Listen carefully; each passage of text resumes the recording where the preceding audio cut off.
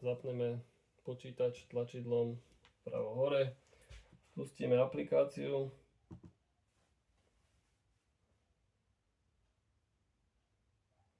Aplikácia nás vyzve na zapnutie komunikačnej jednotky. Komunikačnú jednotku zapneme. Stlačíme OK.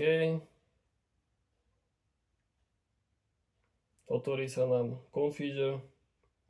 Do komunikačnej jednotky zasunieme jeden z vybraných snímačov alebo viacero z vybraných snímačov. Snímač je identifikovaný podľa farby. A už stačí iba zasunúť konektor snímača podľa farby do konektora komunikačnej jednotky.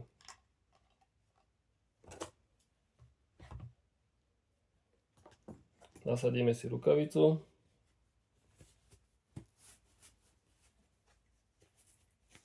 Má možnosti asi väčšiu.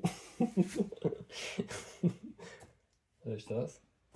Nasadíme si rukavicu.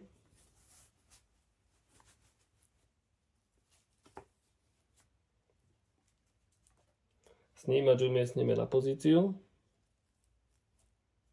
Kábel vedieme tak, aby bol čo najmenej obťažujúci. Môžeme merať. Komunikačnú jednotku si zastrčíme za pás. Z pohľadu konfigurácie snímače, ktoré sú odfajknuté, budú viditeľné. Ďalej existuje virtuálny senzor. V prípade, že bude zakliknutý, tak jeho výsledná sila alebo výsledná hodnota bude daná súčtom síl meraných zaškrtnutými snímačmi. Ideme do Acquire, spustíme meranie, nameráme,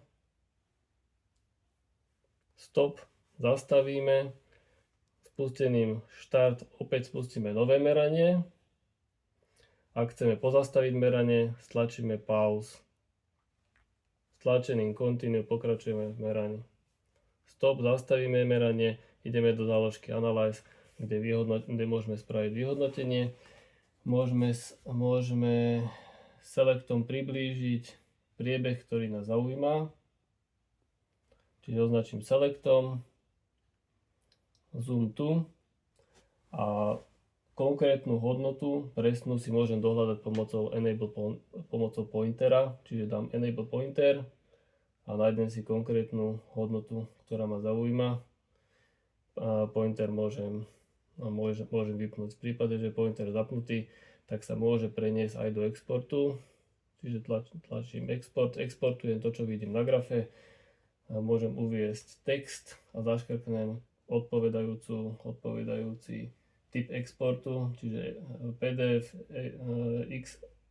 XLS alebo CSV, v tomto prípade PDF a chcem mať aj value pointer.